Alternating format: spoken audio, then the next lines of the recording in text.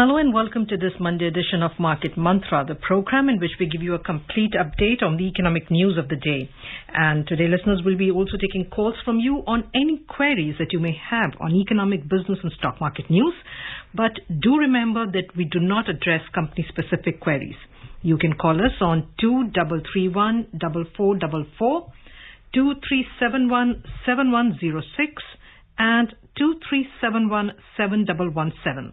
Listeners who will be calling from outside Delhi will have to prefix the Delhi STD code 011 in front of these numbers.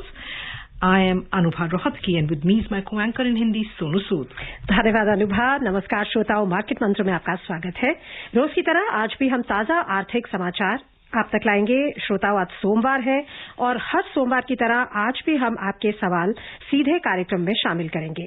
आप हमें phone करके आर्थिक, व्यापारिक और share बाजार से जुड़े किसी भी मुद्दे पर जानकारी प्राप्त कर सकते हैं, लेकिन आपको बता दें कि कार्यक्रम में किसी कंपनी विशेष या स्टॉक के बारे में जानकारी नहीं दी जाती है। प्रश्न पूछने के लिए आप इन नंबरों पर हमें फोन कर सकते हैं 23314444, 23717106 और तीसरा नंबर है 23717117। दिल्ली से बाहर के श्रोता इन नंबरों से पहले एसटीडी कोड 011 भी लगाएं। प्रश्नों के जवाब देने और चर्चा के लिए हमारे साथ स्टूडियो में आमंत्रित है वरिष्ठ आर्थिक विशेषज्ञ डॉक्टर यामिनी अग्रवाल। यामिनी जी नमस्कार, कार्यक्रम में आपका स्वागत है। नमस्कार, धन्यवाद। और अब सबसे पहले हेडलाइंस के साथ है Anubha Rohatgi. Thank you, Sonu. Falling for the second straight day, Sensex drops 525 points, Nifty slips 188 points, Rupee drops 26 paisa against the dollar. Average increment in corporate sector expected to be around 8.6% in 2022, says survey by Deloitte. And demand for Ayush-related products rising and its market value stands at 1 lakh crore rupees worldwide, says Ayush Minister Sarbananda Sonowal. Share बाजारों में लगातार दूसरे सत्र गिरावट। Sensex 525 अंक गिरा, Nifty में 188 अंकों की गिरावट आई। रुपया डॉलर के मुकाबले 26 पैसे कमजोर रहा। कॉर्पोरेट सेक्टर में औसत वेतन वृद्धि 2022 में 8.6% रहने की उम्मीद है, डेलॉयट के सर्वेक्षण ने कहा। और केंद्रीय आयुष मंत्री सर्बानंद सोनोवाल ने कहा कि आयुष संबंधी उत्पादों की मांग बढ़ रही है और इनका बाजार मूल्यांकन विश्व भर में 1 लाख करोड़ रुपए है।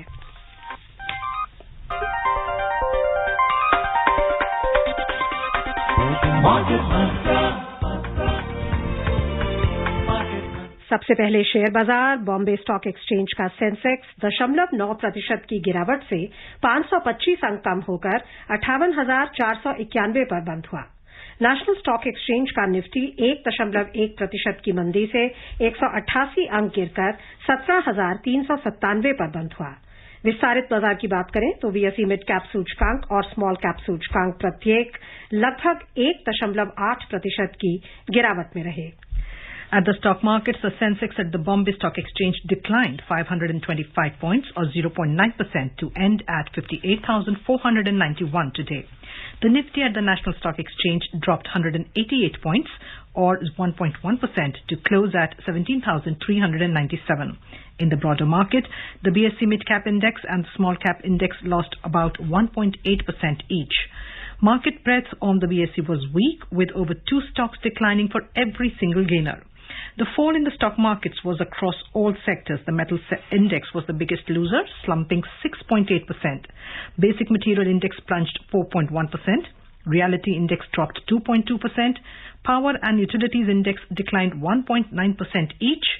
Finance and the oil and gas index slipped 1.8% each. BankX, the industrials and the healthcare indices slid 1.7% each. Auto index fell 1.5%. Capital goods and the consumer discretionary index lost 1.1% each. And the consumer durables and the telecom index shed 0.9% each.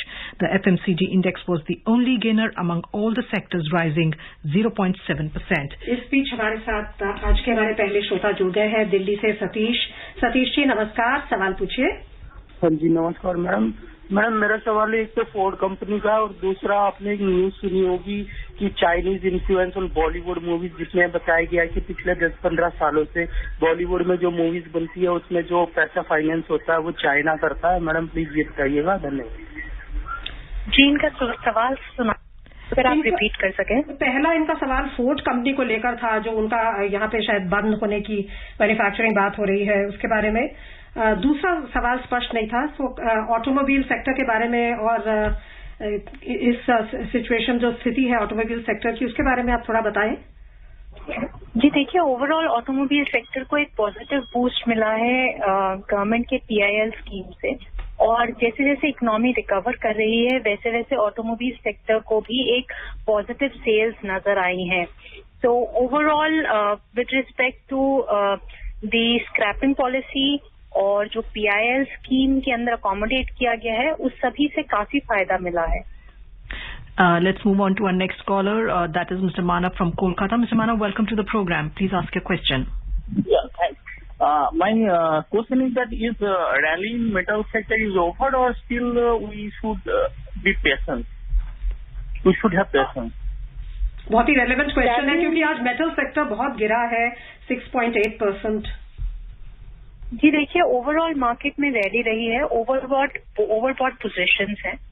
Metal sector में भी काफी rally रही है, क्योंकि एक जो commodity prices हैं वो ओवरऑल अपस्विंग में रही हैं। जिसके तहत देखें तो काफी मार्केट में अभी, क्योंकि अपसाइड की ट्रेंड रहा है और ओवरबॉट पोजीशन की है, ज्यादातर एक पॉजिटिव ट्रेंड रहा है, पर क्योंकि एक पीक पे जाने के बाद लोग प्रॉफिट बुकिंग करते हैं और कुछ अनसर्टेनिटीज है जो फ्यूचर को लेकर के है, जैसे थर्ड वेव हो गई और जो फेड की पॉलिसी है वो हो गई स्टिमुलस वापस लेने की, इन सभी का असर आपको मार्केट में दिख रहा है, जिसका असर आपको दिखेगा। And we already have the next listener online with us. That is Harish from Delhi. Mr. Harish, welcome to the program. सवाल पूछिए अपना। नमस्कार मैडम, मेरा सवाल ये है मैडम, कुछ शेयर लिए थे मैंने, वो ना तो एक्सचेंज पे ट्रेड हो रहे हैं, उनका कुछ हो सकता है क्या? कहाँ ट्रेड हो रहे हैं?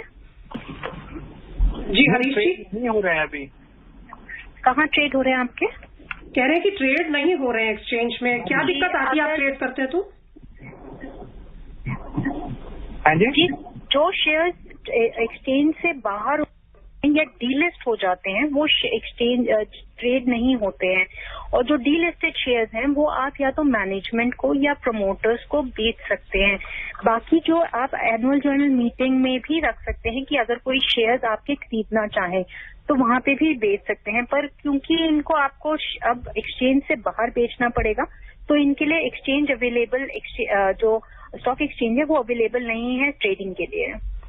अगले कॉलर है मुंबई से हसमुख। हसमुख जी नमस्कार, सवाल पूछे। या मार्केट मंत्र टीम नमस्ते जी। हाँ, मेरा प्रश्न ये है कि आने वाली जो RBI की पॉलिसी रहेगी उसके अंदर लगता है कि इस बार कुछ इंटरेस्ट रेट लोग बढ़ा सकते हैं, क्योंकि फेड भी जो है वो कुछ बॉन्ड टेपरिंग की बात कर रहा है। Thank you. Overall delta virus की वजह से जो इन्फेक्शन स्प्रेड हो रहे हैं उसकी वजह से अभी भी सिचुएशन बहुत अच्छी नहीं है, और जो इकोनॉमिक ग्रोथ है वो अभी स्लो रेट पर है, जिसके तहत माना जा रहा है कि फेड अभी जो है स्टिमुलस को वापस नहीं लेगा, वो अकोमोडेटिव स्टैंड ज्यादातर मेंटेन रखेगा, पर ये पॉलिसी आने पर ही पता चलेगा कि वो क्या स्टैंड रखता है। अगर वो पॉलिसी में जो है स्टिमुलस को वापस लेता है और इंटरेस्ट रेट उससे बढ़ते हैं तो आपको RBI की पॉलिसी में भी देखेगा कि उसका इफेक्ट आएगा, पर जहां तक RBI का स्टांस रहा है वो अभी भी अकोमोडेटिव है ताकि वो इकोनॉमिक रिकवरीज को सपोर्ट कर सके।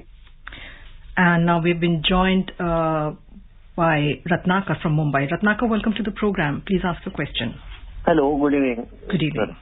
मेरा सवाल है कि अभी तक वो इनकम टैक्स की जो साइट है वो बराबर नहीं चल रही है, तो इनकम टैक्स रिटर्न भरने में दिक्कत आ रही है, तो वो इनकम टैक्स की साइट कभी ठीक हो सकती है, ये है सवाल।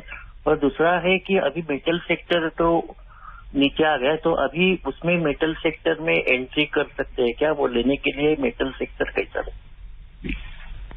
जी देखिए, जहाँ तक टेक्निकल डिफिकल्टीज की बात है वो देखी जा रही हैं और उन्होंने एक्सटेंड कर दी है डेडलाइन इनकम टैक्स रिटर्न भरने की। तो आप इनकम टैक्स रिटर्न जो है थोड़े समय के बाद ही भर सकते हैं। दूसरा सवाल आपका है कि कोई भी सेक्टर में अभी एंट्री करना शायद बहुत मुनासिब नहीं होगा, क्योंकि ओवरऑल मार्केट्स काफी हाई पोजीशन पे हैं। तो जो लोग एग्जिट करना चाहते हैं शायद एक बेहतर समय रहेगा, पर एंट्री के लिए अभी समय काफी कॉशियस रहने का होगा। थाने से हमारे अगले कॉलर है गुरुनाथ। गुरुनाथ जी नमस्कार, सवाल पूछे। हेलो जी गुरुनाथ जी, सवाल पूछिए। हाँ जी मैडम, नमस्कार। नमस्कार मैडम, आज ये जो करेक्शन हुआ है 500 के ऊपर, मैडम क्या आगे भी कुछ बड़ा करेक्शन हो सकता है?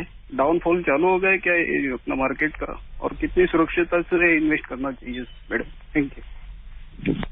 ये मार्केट ओवरऑल अपस्विंग में ही रहेगी, एक पॉजिटिव टेरिटरी में रहेगी, क्योंकि काफी सारी चीजें जो है स्टिमुलस की तरफ है, चाहे वो 4 ईयर मॉनिटोरियम देना हो टेलीकॉम सेक्टर को एजीआरस के लिए, चाहे वो सिक्योरिटी गारंटी देना हो सिक्योरिटी रिसीट्स को बैड बैंक के लिए, या आप वैक्सीनेशन डोज का एडमिनिस्ट्रेशन देख रहे हो, ये सब एक पॉजिटिव साइड पर है। पर जो चैलेंजेस हैं वो है, एक जो फेड रिजर्व का स्टिमुलस वापस लेना है, जिससे एफआईआईज की बाइंग पे इफेक्ट हो सकता है और उसका आपको असर आपके स्टॉक मार्केट्स में भी नजर आ सकता है। और दूसरा आपका चैलेंज है थर्ड वेव का।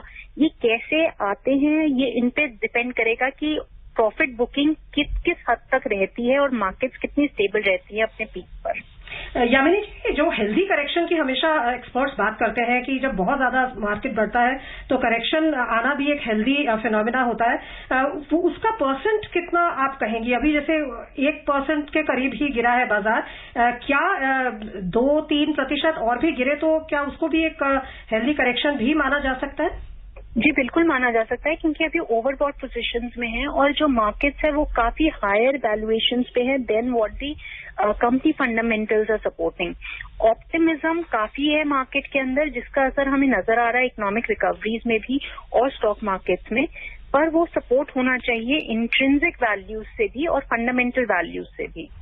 कोलकाता से एलपी कोठारी है हमारे अगले कॉलर, उनसे रिक्वेस्ट करेंगे आप हमारे साथ बने रहिए।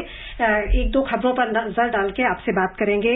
रुपए का लेवल बता दें, अंतर बैंकिंग विदेशी मुद्रा बाजार में $1 की तुलना में रुपया आज 26 पैसे कमजोर होकर 73 रुपए 74 पैसे प्रति डॉलर के स्तर पर पहुंच गया। और रुक करें अगर अंतर्राष्ट्रीय बाजारों का, तो चीन, जापान और दक्षिण कोरिया के बाजार आज अवकाश के कारण बंद थे।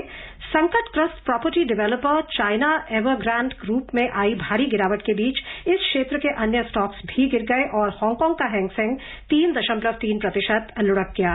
सिंगापुर का स्ट्रेट्स टाइम्स सूचकांक भी आज 1% की गिरावट पर था। यूरोपीय क्षेत्र की बात करें तो यहां शेयर सूचकांक 2 महीने के न्यूनतम स्तरों के करीब थे। निवेशकों को डर था कि इस सप्ताह विभिन्न बैठकों में प्रमुख केंद्रीय बैंक कोविड संकट से जूझने के लिए शुरू किए गए आर्थिक प्रोत्साहन के अपने कार्यक्रमों को वापस लेने के बारे में संकेत देना शुरू कर सकते हैं। ताजा समाचार मिलने तक लंदन का फुट्सी 1.3% के नुकसान पर था। फ्रांस के कैक में 2.2% की गिरावट थी और जर्मनी का डैक्स 2% की मंदी पर था। And now we have online Mr. LP Kothari from Kolkata. Mr. Kothari, welcome to the program. Please ask your question. नमस्कार मार्केट टीम को। नमस्कार, सवाल पूछें। आज मैं बड़ा खुश हूँ। आज ये मार्केट मंत्र टीम का कॉम्बिनेशन जो है वो दोनों एंकर और एक्सपर्ट सभी महिलाएं हैं, तो ये नारी शक्ति का बहुत अच्छा आज कॉम्बिनेशन बना है। Thank you so much.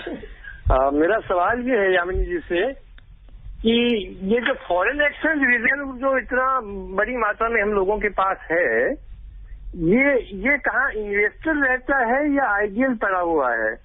और अगर इन्वेस्टेड है तो इसकी इनकम जो है वो कौन ले रहा है और कौन दे रहा है? थोड़ा इसका डिटेल में बताइएगा। जी आप अपना सवाल हेलो हाँ जी, आपकी आवाज। जी इनका सवाल क्लियर नहीं था, अगर आप फिर से रिपीट कर। उन्होंने कहा कि फॉरेन एक्सचेंज रिजर्व्स हमारी कंट्री के बहुत उच्च स्तर पर है, सो क्या ये कहीं इन्वेस्टेड है, इनसे कुछ इनकम आ रही है या ये आइडल है? थोड़ा ये जानना चाहते हैं उन रिजर्व के बारे में। जो हमारे फॉरेन एक्सचेंज रिजर्व्स हैं उनको जो है मेंटेन किया जाता है और उन रिजर्व्स को भी इन्वेस्ट किया जाता है। आजकल काफी बातचीत चल रही है कि कैसे इन फंड्स को इन्वेस्ट किया जाए।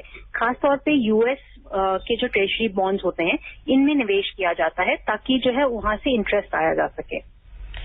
गौरव है गाजियाबाद से हमारे साथ। नमस्कार गौरव, आप सवाल पूछे। हेलो जी, सवाल पूछिए। मार्केट मंत्र टीम को नमस्ते। मैडम, मेरे को पूछना है कि what is the foreign institutional investors total investment in Indian stock market and what is the involvement of Indian as well as domestic investors. अभी ये हालत ऐसा लग रहा है कि जैसे 4-5% पे एफडी पे लोगों को मिल रहा है, तो no one is interested in FD and maybe more money will pour in. So, will the pull-out by foreign investor will affect Indian market so much as much we are worried, or it will not affect and more money will come in? आपका क्या इस बारे में सोचना है, madam? Thank you. Institutional investors have quite a large sizable portfolio, and their movements into the market in terms of buying and selling have quite a prominent effect on overall in the stock market. When we talk about both institutional investors, whether they are foreign or domestic, they can move the markets to many points up and many points down, and that does affect the retail investors' portfolios in terms of its overall wealth generation. Fundamentals of the market, especially the economy, in terms of its growth rate, in terms of its IIP index, employment figures, inflation figures, foreign exchange reserves, are certain things which they look at, and they are since in a positive direction. The FII flows are likely to come to the market. And now we have been joined by Mr. Dharamveer from Delhi. But before we speak to him, let's have a look at one more important news. Corporate India handed over an average increment of 8% in 2021, and early estimates reveal that average increment for 2022 is expected to increase to 8.6%, in line with a healing economy and improving confidence, according to a Deloitte survey. As per the second phase of Deloitte's Workforce and Increment Trends Survey 2021, 92% companies gave an increment in 2021 at an average of 8%. For 2022, average increment is expected to increase to 8.6%, at par with the pre-pandemic levels of 2019, the survey said, adding that about 25% companies surveyed have projected a double-digit increment for 2022. The 2021 Workforce and Increment Trends Survey was launched in July 2021. The primary audience for this survey were seasoned HR professionals. More than 450 organizations participated in this edition, spread across 7 sectors and 24 sub-sectors. और अब हमारे साथ दिल्ली से धर्मवीर जुड़ गए हैं। धर्मवीर, कार्यक्रम में स्वागत है, सवाल पूछें। हाँ जी, नारी शक्ति प्रणाम। ये धर्मवीर गांधीनगर दिल्ली से बोल रहा हूँ। मैं ये पूछना चाहता हूँ, मार्केट में हमने कोई इन्वेस्ट नहीं कर रखा, क्या मैं सराफा मार्केट का गोल्ड डायरेक्ट ले सकता हूँ कि नहीं ले सकता? इसके लिए क्या मुझे कुछ इसका अलग से बॉन्ड वगैरह लेना पड़ेगा? इसमें क्या हमारे को कुछ टैक्स वगैरह भी इसमें देना पड़ेगा? जैसे मार्केट का आप रेट बताते हैं 45,500, अगर हम परचेज करने जाते हैं तो 45,800 मिलता है, और प्लस उसके ऊपर जीएसटी लगता है। ये क्या सही है? इसके ऊपर आप थोड़ा सा खुद जानकारी दें। धन्यवाद जी। गोल्ड आप फिजिकल फॉर्म में बाय कर सकते हैं मार्केट से, जैसे खरीदा जाता है। अगर आप फाइनेंशियल इंस्ट्रूमेंट के थ्रू खरीदना चाहते हैं तो सोवरेन गोल्ड बॉन्ड्स आ चुके हैं, आप उसमें निवेश कर सकते हैं। उसमें कोई जो है आपको टैक्स नहीं लगता। जब आपको रिडेम्पशन होती है, जब आपको पैसा वापस मिलता है, तब उस समय आपको टैक्स कैपिटल गेन्स एग्जेम्पशन मिलेगी उन बॉन्ड्स के अंदर। अगले कॉलर है कल्याण से सुनील। सुनील जी नमस्कार, सवाल पूछें। सुनील, आप हमें सुन पा रहे हैं? नमस्कार जी नमस्कार, सवाल पूछिए।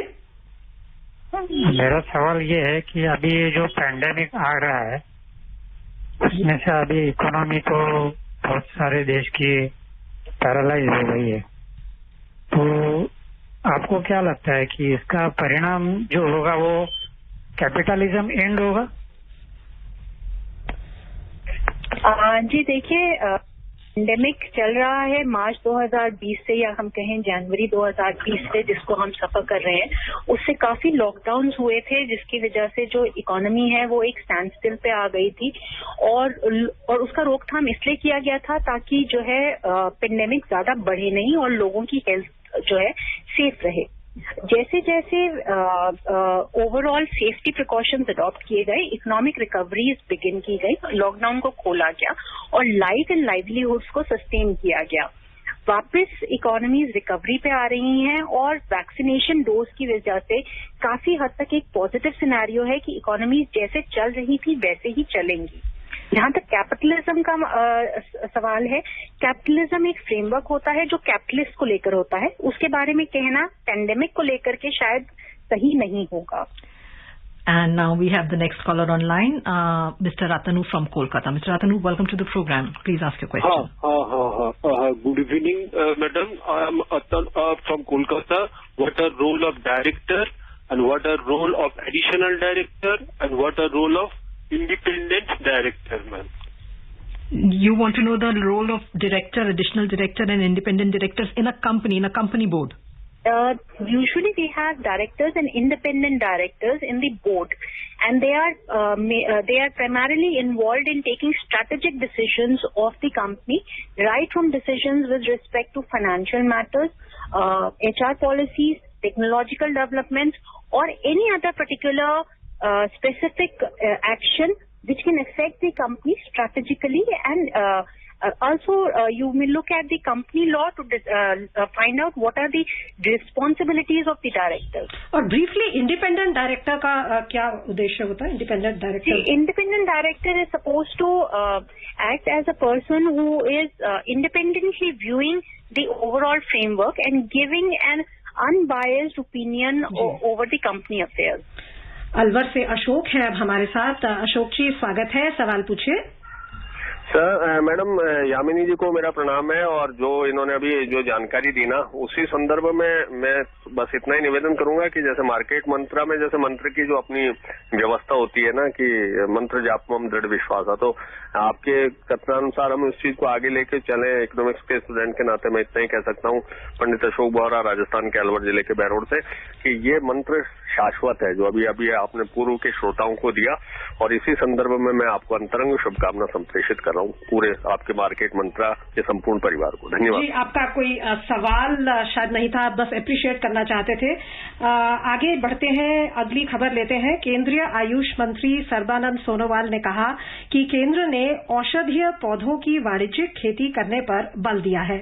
आज गुवाहाटी में संवाददाताओं से बातचीत में श्री सोनोवाल ने किसानों से औषधीय पौधों की खेती से खुद को जोड़ने का आग्रह किया। उन्होंने कहा कि आयुष संबंधी उत्पादों की मांग हाल में बढ़ रही है और इस प्रकार के उत्पाद का बाजार मूल्य विश्व भर में 1 लाख करोड़ रुपए है। मंत्री ने कहा कि अकेले असम में ही 1700 औषधीय पौधे हैं तथा उन्होंने वैज्ञानिकों तथा अनुसंधानकर्ताओं से पूर्वोत्तर क्षेत्र में औषधीय पौधों की गुणवत्ता और उपलब्धता का पता लगाने का आग्रह किया। श्री सोनोवाल ने कहा कि प्रधानमंत्री नरेंद्र मोदी ने आयुष मंत्रालय पर बहुत बल दिया है और उनका मंत्रालय विभिन्न देशों के साथ अनुसंधान कार्य कर रहा है। उन्होंने ये भी कहा कि आयुष तथा स्वास्थ्य मंत्रालय नागरिकों के कल्याण के लिए मिलकर काम करेंगे। और अब दिल्ली से हमारे साथ जुड़ गए हैं बीरबल कार्यक्रम में स्वागत है, सवाल पूछिए। हेलो जी, बीरबल जी सवाल पूछिए। नमस्कार जी। मैडम, मैं ये पूछना चाहता था जी, लॉन्ग टर्म गेन और शॉर्ट टर्म गेन जो है वो इनकम टैक्स में खत्म कर दिया गया है या अभी चालू है जी? जी, लॉन्ग टर्म और शॉर्ट टर्म कैपिटल भी है इनकम टैक्स में, और अगर आप कोई भी चीज सेल करते हैं तो उन पे लगते हैं। आपसे ये जानना चाहेंगे यामिनी जी, यूएस फेड की मीटिंग कल शुरू होने वाली है। यही एक इमीडिएट ट्रिगर दिखाई दे रहा है बाजारों के लिए। क्या आपको उम्मीद है, किस तरह की डिक्लेरेशन आएगी टेपरिंग को लेकर, इंटरेस्ट रेट्स को लेकर, और क्या इम्पैक्ट बाजारों पर हो सकता है? जी देखिए, ओवरऑल अकोमोडेटिव स्टैंस मेंटेन करेंगी, क्योंकि जो है अभी जो इकोनॉमिक रिकवरीज है वो पूरे प्री कोविड लेवल्स तक नहीं पहुंचे हैं। तो जो मुझे लगता है कि ओवरऑल स्टिमुलस अभी कंटिन्यूड रखेंगे। टेपरिंग पे अभी थोड़ा जो इंडिकेशन आएगी वो शायद 6 महीने के बाद ही आए, अभी इतनी जल्दी आना मुझे नहीं लगता कि होगी। दिल्ली से एलसी शर्मा हमारे श्रोता हमारे साथ जुड़ गए हैं। मिस्टर शर्मा नमस्कार, सवाल पूछे। मैडम जी नमस्कार। मेरा सवाल ये है, आपका सवाल सुनाई नहीं दे रहा, थोड़ा जोर से बोले। मैडम मेरा सवाल ये है कि जो अभी बोला ना आपने लॉन्ग टर्म कैपिटल गेन पे टैक्स लगता है, तो जैसे 10% लगता है, तो जो अमाउंट जैसे मान लीजिए 10 लाख हम बेचते हैं तो ये इस पे टैक्स लग जाएगा 10%, तो ये इनकम में भी ऐड होगा कि टोटल अमाउंट, या सिर्फ टैक्स देके खत्म हो जाएगा? शायद आप पूछ रहे हैं कि जो लॉन्ग टर्म कैपिटल गेन्स का जो वो है वो इनकम में ऐड होता है या नहीं होता है। जो लॉन्ग टर्म कैपिटल गेन्स है उसके ऊपर लॉन्ग टर्म कैपिटल टैक्स लगता है और वो इनकम्स में ऐड नहीं होते, उसका अलग से ही रेट है और अलग से टैक्स लगता है। हाँ जी।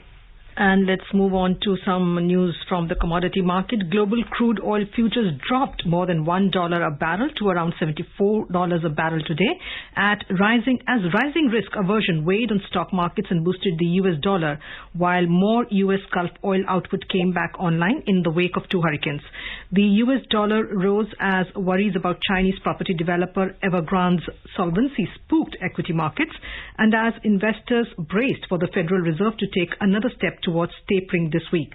So Brent crude fell $1.27 to trade at $74.07 a barrel. US crude futures declined $1.33 to $70.64 a barrel. आपसे जानना चाहेंगे, जो चाइना में प्रॉपर्टी डेवलपर एवरग्रांड का जो एक कहीं क्रेडिट क्राइसिस है, ये कितना बड़ा एक प्रॉब्लम हो सकती है? क्योंकि अगर हम याद करें लेमन क्राइसिस भी ये रियल एस्टेट से ही शुरू हुआ था। जी देखिए, अभी कहना मुश्किल है क्योंकि most of the Chinese economy ज्यादातर कंट्रोल्ड है और किस तरीके से वो उसे हैंडल करती है उस पर निर्भर करेगा कि ये क्राइसिस कितना बड़ा बनता है। पर जरूरी बात यह है कि ये क्राइसिस एक चेतावनी जरूर है निवेशकों के लिए कि वो जो निवेश करें वो ध्यान से निवेश करें चाइना में। And now we have Mr. Manik from Chhattisgarh. Mr. Manik, welcome to the program. Please ask your question.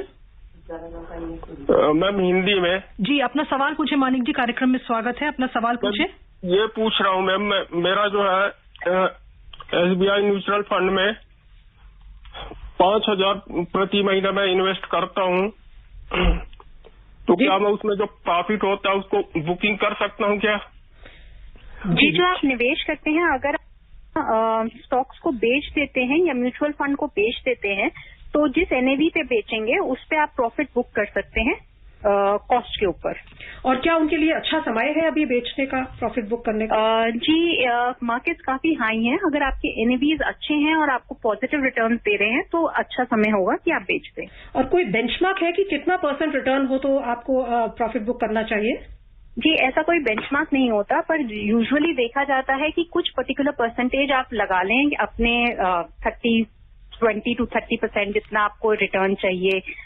कुछ लोग 15% पे भी बेच देते हैं, निर्भर करता है कि आपकी कितनी रिक्वायरमेंट है रिटर्न की। जी, अब बढ़ते हैं कीमती धातुओं की ओर। दिल्ली सराफा बाजार में सोना 14 रुपए की मामूली बढ़त से 45,080 रुपए प्रति 10 ग्राम पर दर्ज हुआ। चांदी 98 रुपए की बढ़त से 58,890 रुपए प्रति किलो पर जा पहुंची। अंतर्राष्ट्रीय बाजारों में सोने का मूल्य मामूली गिरावट के साथ $1,753 प्रति आउंस पर था। कार्यक्रम का समय समाप्त हो रहा है।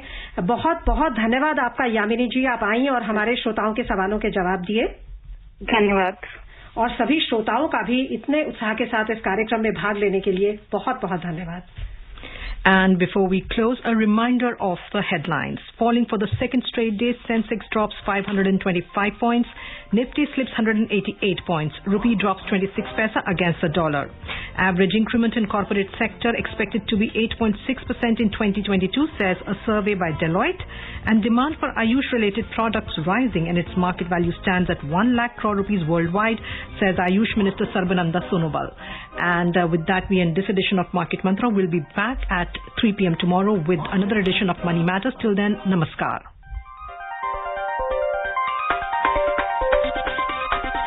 Market Mantra.